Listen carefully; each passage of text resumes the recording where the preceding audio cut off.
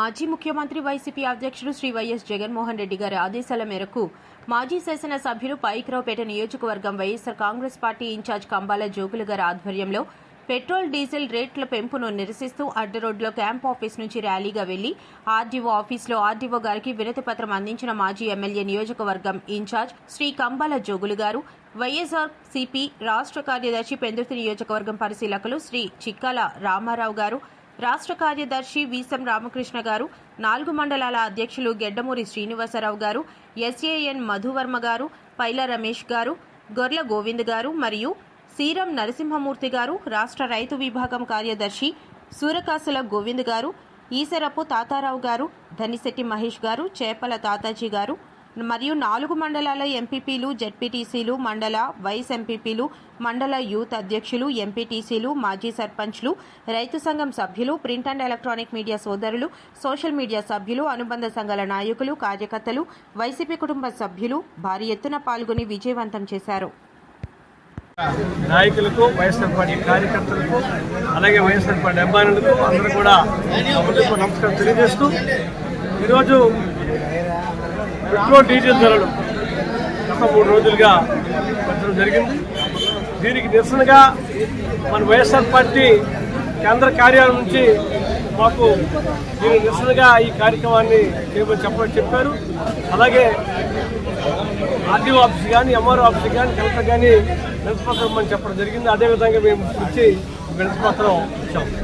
ఎందుకంటే ఆనాడు విపక్ష నేతగా చంద్రబాబు నాయుడు గారు జగన్మోహన్ రెడ్డి గారి పరిపాలనలో పెట్రోల్ డీజిల్ ధర బాగా పెరిగిపోయాయని ఆయన చెప్పడం జరిగింది. అంతేకాకుండా నేను వస్తే పెట్రోల్ డీజిల్ ధరలు తగ్గిస్తానని చెప్పడం జరిగింది. మరి ఈనాడు ఈయన వచ్చిన తర్వాత పెట్రోల్ డీజిల్ ధర తగ్గించలేదు సరే కదా, భారీగా ఈరోజు పెరగడం జరిగింది.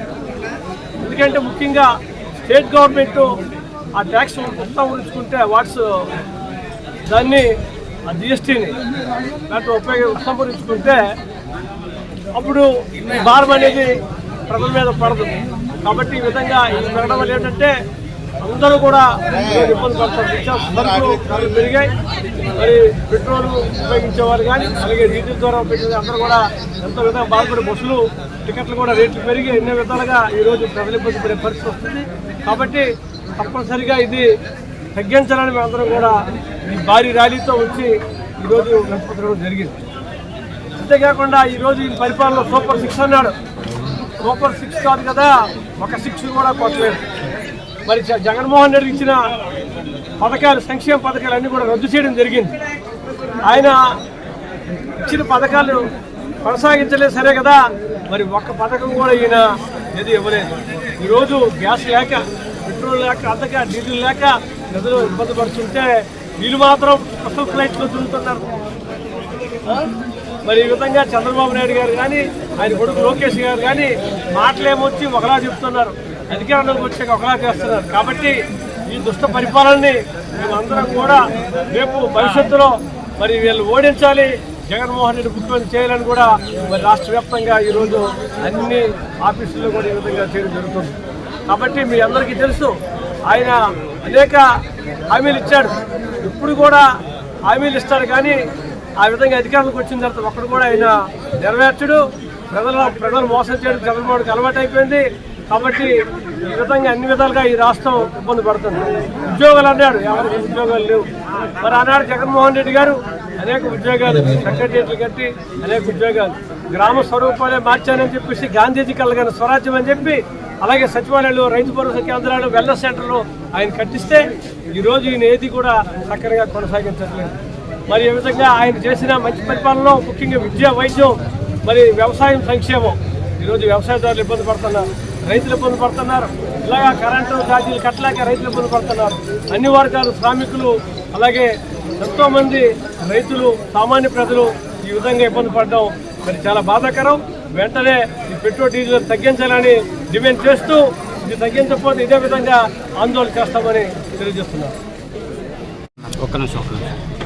మన నియోజకవర్గ సమన్వయకర్త మాజీ శాసనసభ్యులు కంబాల జోగులు గారి ఆధ్వర్యంలో, అలాగే 4 మండల పార్టీ అధ్యక్షులు, వైఎస్ఆర్ పార్టీ అధ్యక్షుల ఆధ్వర్యంలో ఈరోజు 4 మండలాల నుంచి కూడా వైఎస్ఆర్ పార్టీ నాయకులు కార్యకర్తలు అందరూ కూడా ఈరోజు జగన్మోహన్ రెడ్డి గారి పిలుపు మేరకు పెట్రోల్ డీజిల్ ధరలు వెంటనే ఉపసంహరించుకోవాలని ఒక వినతి పత్రం ఇవ్వడానికి ఈరోజు ఆర్డీఓ ఆఫీస్కి రావడం జరిగింది.